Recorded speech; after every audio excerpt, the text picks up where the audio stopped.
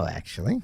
The biggest myths in exercise. Right. And I think you actually pointed out one there with the insight you got in Mexico. The way we exercise, going to gyms, practicing, is the natural or human, but evidently it's a consequence of the privilege of our lives and the comfort we have of not having to seek out our dinner every day. What are some of the other biggest myths within exercise that you've come across in writing this book? Gosh, there are so many. I had to actually limit it to 10. So I think if you want to understand physical activity and exercise, you also have to understand inactivity. And I think one of the biggest myths out there is that you need 8 hours of sleep a night, and that sitting is the new smoking. That basically, and if you think about those two different myths, why is it that we're constantly told to sleep more and to sit less? Actually, it seems a little contradictory to me, right? And it turns out that that let's take sitting first. So, there are all these, these slogans like sitting is the new smoking and it's really bad for you. And, every time you sit in your chair, you lose 2 hours of your life and whatever. Turns out that all animals sit, right? My dog sits, cows sit, chickens sit, every animal sits. And hunter-gatherers also sit. In fact, some of my students actually put sensors on hunter-gatherers, and we're doing some research in farmers as well, but they sit just as much as Westerners. So sitting there's nothing special about about today's life. It's sitting. It's that we sit all day long and don't do anything when we're not sitting, right? So if you, and furthermore, the big difference is not so much how much we sit, but how we sit. So it turns out that people who, if you get up every once in a while, right, interrupted sitting is actually much more healthy than non-interrupted sitting for the same amount of time. So in other words, two people might, in the West, people sit for an average about 40 minutes at about, whereas hunter-gatherers, for example, or farmers in Africa where we work, get up every about 10, 15 minutes. And when you do that, it's like turning on the engine of your car. You don't drive it around the block. You're turning on all kinds of cellular mechanisms. You lower blood sugar levels. All kinds of genes get activated. And it turns out that is by far the most important way to sit. So just get up every once in a while. Just pee frequently, make a cup of tea, pet your dog, whatever. Thinking when I'm on planes and I've got a long flight. Yeah, I always sit in the aisle, right? So I can get up a lot, always. And what about sleep then? So sleep is another interesting one. So this idea that that you need 8 hours of sleep has been around for a long time. It's been around basically since the Industrial Revolution. But if you actually, so colleagues in my field, so in evolutionary medicine, have put sensors on people who don't have all the things that we're told have destroyed sleep. So think about it. We're told that TV and lights and our phones and all these things are preventing us from sleeping. Edison destroyed sleep, right? So when you put sensors on people who don't have any electricity and they don't have TVs and they don't have phones and they don't have any of these gadgetry, right? Electricity. It turns out they sleep like 6 to 7 hours a night, and they don't nap. So this idea that natural human beings sleep 8 hours a night is just nonsense. It's just not true. And furthermore, when you start looking at the data, 7 hours. If you graph sort of how many hours a night you sleep on the x-axis and sort of some outcome like cardiovascular disease or just how likely you are to die. It's kind of a U-shaped curve. So people who don't get much sleep are in trouble. But the bottom of that curve is pretty much always about 7 hours. So people actually do better if they sleep 7 hours rather than 8 hours. And yet we're told that if you don't sleep 8 hours, there's something wrong, right? So you can oversleep. Well, yeah. I mean, there's also some complexity to this too, because of course people who are ill might be sleeping more, and so there's some biases that creep into how you analyze the data. But basically, it turns out that 7 is for most people optimal. But there's a lot of variation, right? Teenagers sleep more, older people sleep less. It's complicated. One of the things popular in culture as well is this idea of doing 10,000 steps a day. Yeah, now that's fun. That started because of a Japanese pedometer. But right before the Olympics were in Tokyo in the 60s, they had invented the pedometer, and they were sitting in a boardroom and they were discussing what to call the pedometer, and they picked out of the blue, they picked 10,000 steps because that's apparently an auspicious number, and it sounded about right. There was no science behind it. Interestingly, it turns out it's pretty good. If you look at steps per day and health outcomes, your average hunter-gatherer walks between 10 to 18,000 steps, depends on male, female, etc. And if you look at steps per day and outcomes, about around 7 to 8,000 steps, the curve kind of bottoms out. Right, there doesn't seem to be a huge advantage to taking more than that per day in terms of large epidemiological studies. So it turns out to be not that bad a goal, but it's not a perfect number like a lot of things, right? It's just it's a reasonable goal to shoot for. When you started writing this book about exercise and running and all these subject matters, was there any instant changes or any real lasting changes that you implemented into your own life from everything you'd learnt? I think about that all the time with this podcast. I'll have a guest on, I'll have these mini eureka moments, and then something will stick. So I'm wondering, having studied all of these people all around the world and looked at their bodies and exercise and physical exertion, what have you taken into your own life that has stuck? I would say that I've become more serious about doing some strength training. I've always loved walking and running and endurance kinds of activities, and I've always sort of hated doing weights. I just don't like it, and I'm a wimp. I'm not a very strong person, and people tend to do what they like, right? You get reinforcement from it, and the more I study the importance of resistance training, and the more I study the importance of doing weights, especially as you age, the more I started kicking myself for being lazy about that. So now I try to do good 2 strength workouts out of every week at least, and take it more seriously, because especially as you age, loss of muscle mass can be really debilitating. There's the technical term for that is sarcopenia. Sarco is the Greek word for muscle, and penia is loss, so muscle loss. So as people get older, they tend to lose muscle, and when you do that, you become frail and you lose functional capacity, and then that starts off a vicious cycle, right? Once that happens, then you're less likely to be physically active. And then, of course, when you're less physically active, your muscles begin to waste away more, and it's very debilitating. And so I think as we get older, and I'm getting older, it's more and more important, to kind of incorporate that. So I think that's the one thing that I've taken to heart. Yeah, from what you said there, it sounds like not doing resistance training, not lifting weights as you age, almost accelerates aging in any sort of superficial sense, but it also in a physiological sense, you're increasing the speed of aging. Yeah, I'm not sure if I'd think about it that way, but I think I'd kind of reverse it slightly, which is that, aging is just the clock ticking on, right? Mm-hmm. There's nothing we can do about age, but senescence is the way our bodies degrade as we get older. And what physical activity does, actually maybe the most important thing about physical activity, is that it slows senescence, especially for certain organs and systems. And there are different kinds of physical activities. So there's endurance physical activities, like running, walking, etc., swimming, and then strength or resistance physical activities. And they have different kinds of ways in which they slow various properties of senescence, which we, colloquially call aging. And all of them are important. And I think one of the things that's really interesting about humans, in fact, I think it may be the most important thing about this book, and you asked about myths earlier, the most important myth, I think, by far, is this idea that as you get older, it's normal to be less active. And that is just not true. We evolved to be grandparents. We evolved to live. One of the things that's most interesting about humans, maybe, is that we evolved to live about 20 years or so after we stop reproducing. No other animal does that except orcas, maybe killer whales. But with the exception of killer whales, humans have this really weird life history. We evolved to be grandparents. But grandparents in the old days weren't, retiring to Florida, or I don't know what they do in England or whatever, go to Mallorca or whatever, and kick up their heels and play golf or whatever with carts.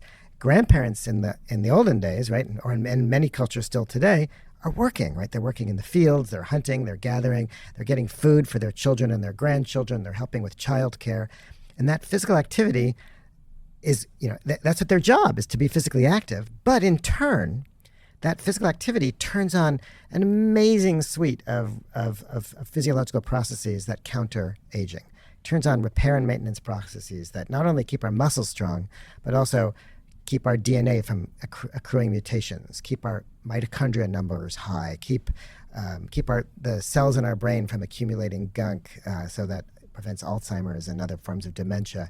I mean, for every system of the body, physical activity has benefits that slow the aging process. And so when you stop doing it, you accelerate, and that's the way in which you perceive it as accelerating aging. But really, it's the absence of physical activity which lets aging run amok.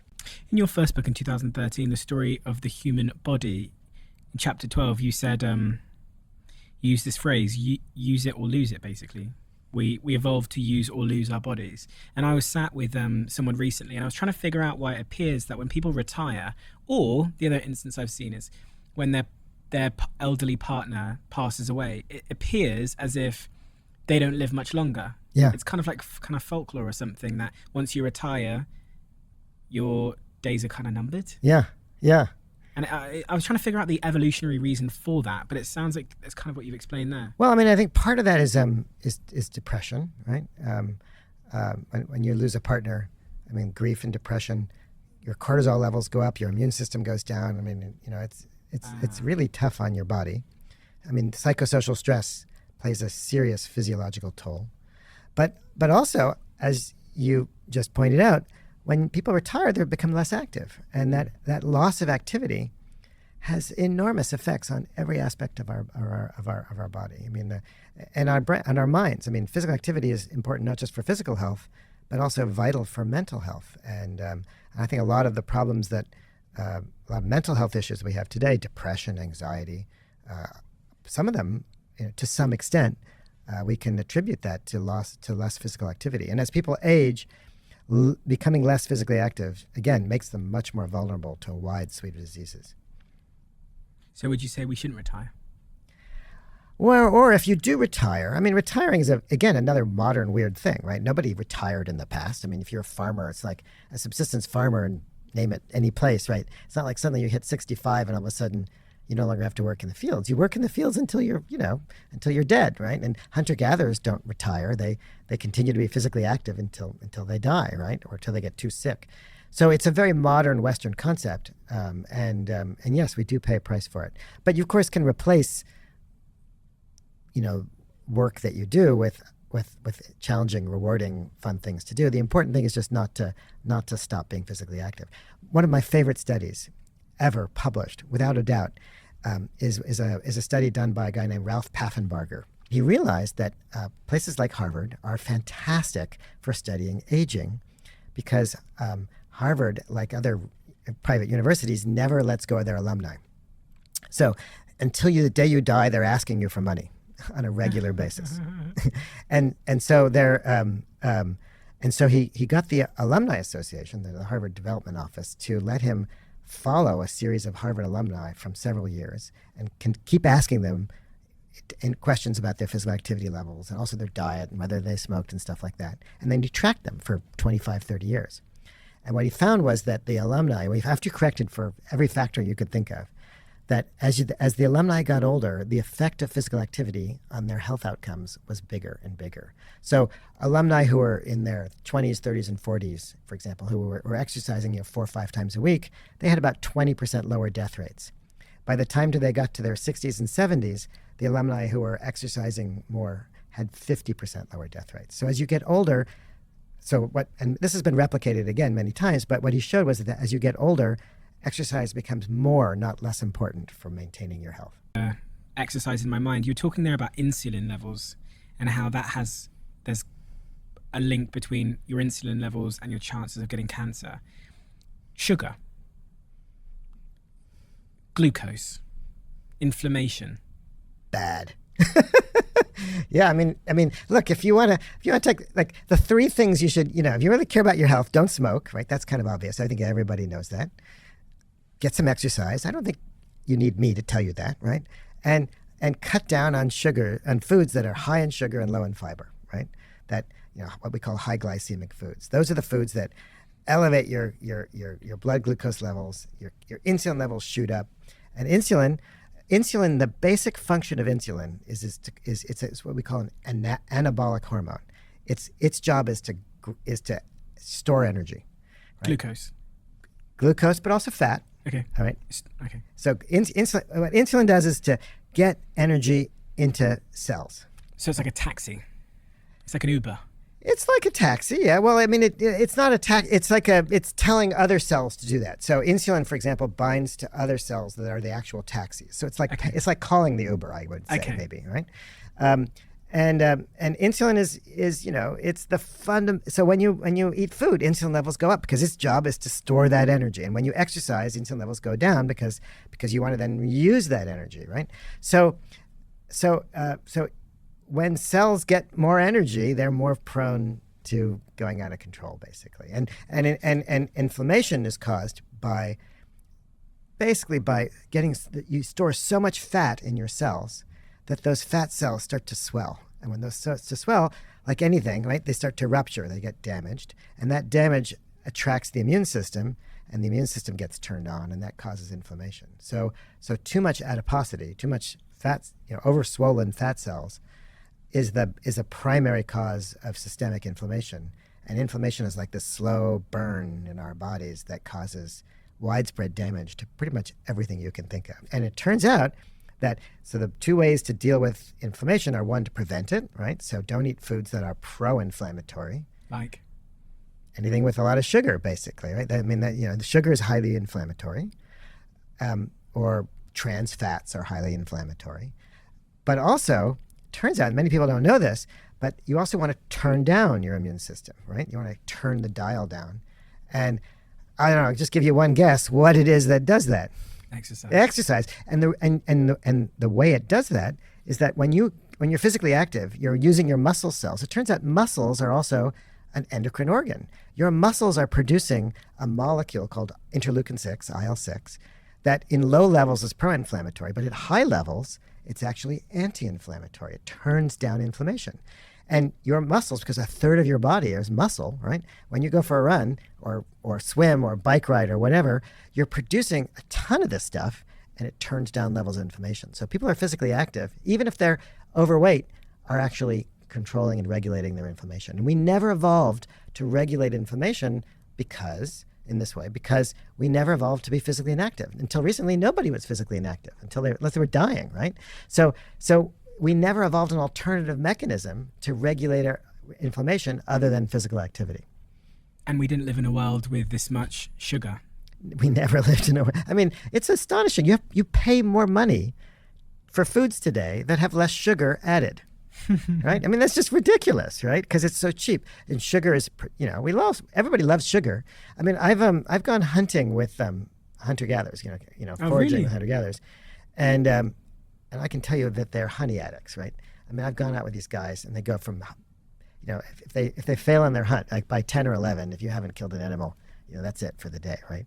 And then it turns from being a hunting expedition to a honey collecting expedition.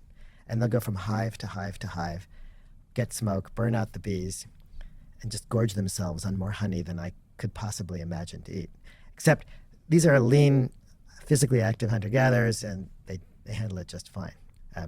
But it's the Paleolithic equivalent of eating Mars bars all day long. But they've been out doing physical activity for how long? Yeah, I mean, the average day is about 15 kilometers of walking with some running. Yeah, so they're they can cope with it. How many hours is that? Oh, that's 2 to 3 hours probably. Okay, so from that I have garnered that I need to do 15 kilometers a day for 2 or 3 hours every day.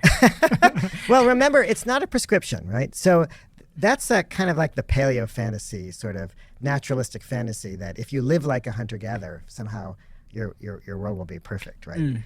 That's basically what the paleo diet is sort of all about, right? And that's not true either. Yes, you need to be physically active, but it turns out that a certain amount, if you're any physical activity is better than none, right? And if you look at the kind of any curve of any output, any health outcome, like how many years you live or whether you're less likely to get cancer or heart disease or whatever, any little physical activity, your curve starts to fall quickly, right? Your likelihood of cardiovascular disease starts just, a few minutes a day of exercise has big benefits. But eventually that curve flattens out, right? And it flattens out well before the hunter-gatherer level. So you don't need to be a hunter-gatherer in terms of physical activity to get the benefit. What's the best kind of sort of cardiovascular exercise for the promotion of good health? Because I've been doing some CrossFit stuff. I've been doing some HIIT workouts. I've I've been trying not to run because I've had a few injuries. I've been trying not to run as much because it seems to be a little bit more impact than if I'm bullshitting myself there. But so I've been doing some like hit workouts for 30 minutes a day when I leave here. Well, you do hit works every single day. Pretty much every day at the moment. We track it with a group of friends we have. There's 10 of us in a WhatsApp group. Whoever's last, whoever does the least workouts every month is evicted. And there's a raffle. So there's a raffle yesterday on the 1st. Was it the 1st yesterday? Yeah. For a new member. And we do that every month. And we've done it for 3.5 years. That's great. I've been in there. I was the first ever member. So I've been in there for 3.5 years. Well, I think, the best exercise is the one you like doing. But is there one that's like better? Like the... I think you got to mix it up. There is no one perfect exercise, right? I mean, I think what you do sounds actually pretty good, right? You got a mixture of low, slow intensity, some high intensity. You want to have some strength training. You want to have some cardio. I mean, we never evolved to do one thing, and our bodies are too complex to benefit from just one thing. Mixing it up is the obvious way to go, right? I think the bedrock for any kind of physical activity, I mean, you ask anybody, right? Cardio is the bedrock of exercise, right? It promotes the most health benefits, right? It's good for you're burning energy. It's good for your cardiovascular system. It's good for controlling inflammation. But there are different kinds of cardio, in high intensity versus low intensity, and there's also strength training, right? Which is also important. So there's no. Look, we've tried to medicalize exercise, right? Yeah, It's like there's a proper dose, right? Take this pill, this many milligrams, this many times per week, right? Exercise, it doesn't work that way. There is no optimal dose.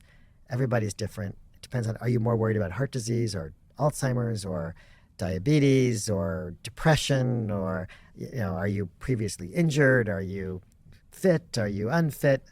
It's impossible to prescribe exercise in this kind of medicalized way. It doesn't work. A lot of people exercise because they believe it will help them to lose fat. Belly fat. One of the biggest debates on the planet. It has been a huge debate. Even on this podcast, I've had multiple people come and say a whole range of things about weight loss and cardio. And I'm I don't know what to believe anymore. Well, anybody who wasn't confused doesn't understand what's going on, right? It's sad that it's such a debate, but that's how science works, right? So, as you know, I wrote about that in this book. Part of the explanation for the debate is that, again, what dose are you analyzing in what population, in what kind of context, right? So pretty much every major health organization in the world recommends that you get 150 minutes per week of physical activity. That's kind of like the benchmark. That's what the WHO, the World Health Organization, considers the division between being sedentary versus active. So, and a lot of people are unfit and overweight and struggling to be physically active, have struggled to get 150 minutes a week, right? So a lot of studies prescribe 150 minutes a week of exercise, walking, for example, or moderate intensity physical activity, and then look at its effects on weight loss. And guess what? When you walk 150 minutes a week, which is 20 minutes a day of walking, which is about a mile a day, you're not going to lose much weight. You're basically burning about 50 calories a day doing that, right? That's a piddling amount of calories compared to drinking a glass of orange juice, right? So surprise, surprise, those kinds of studies show that those doses of physical activity are not very effective for weight loss. However, plenty of rigorous controlled studies that look at higher doses of physical activity, 300 minutes a week or more, find that they are effective for helping people lose weight, but not fast and not large quantities. So you're never going to lose a lot of weight really fast by exercising. It's just not going to happen. Because, a cheeseburger has 800, 900 calories. You have to run, 15 kilometers to lose that, to burn the same number of calories. You're going to be hungry afterwards too, so you're going to make some of that back. You have compensation. So physical activity is actually, there's just no way around it. You have to be a flat earther not to argue this way. But physical activity can help you lose weight, but it's not going to help you lose a lot of weight fast and not at the low doses that often are prescribed. But the one thing that we do agree on, and I think this would not be controversial, is that physical activity is really important for helping people prevent themselves from gaining weight or after a diet from regaining weight. And there are many, many studies which show this. One of my favorite was a study that was done in Boston on policemen. Policemen are kind of have a reputation for, having too many donuts and being overweight, right? And Boston is no exception. So they did this great study at Boston University, right across the river, where they got a bunch of policemen on a diet, a really severe diet. The policemen all lost weight, but some of the policemen had to diet and exercise. Some just dieted alone. And as you might imagine, the ones who dieted plus exercise lost a little bit more weight, not a lot, just a little. And then they tracked them for months afterwards, because most people after a diet, the weight comes just crashing back, right? The policemen who kept exercising, even after the diet was over and they went back to eating whatever the hell they wanted, donuts, whatever, they're the ones who kept the weight off. But the ones who didn't exercise, whoosh, the weight came crashing back. Another good example would be have you ever seen the TV show The Biggest Loser? Yes, where people go on and lose weight. Yeah. So there's a crazy show, right? These people, this is like totally unhealthy. They were confined to a ranch in Malibu, and these people lost ridiculous amounts of weight.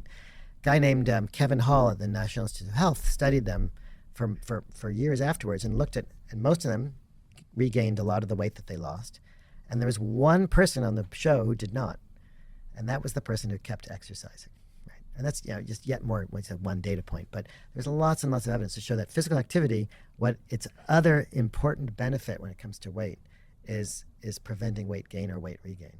When we talk about dieting, we talk about exercise or diet. Like, why is it an or? I mean, why isn't it exercise and diet? Diet is, of course, the bedrock for weight loss. But exercise also plays an important role and should be part of the mix. On the police example and the Biggest Loser example, I can relate in the sense that when I exercise, when I go through the moments of my life where I'm most committed to exercise, I'm also most committed to my diet. Yeah.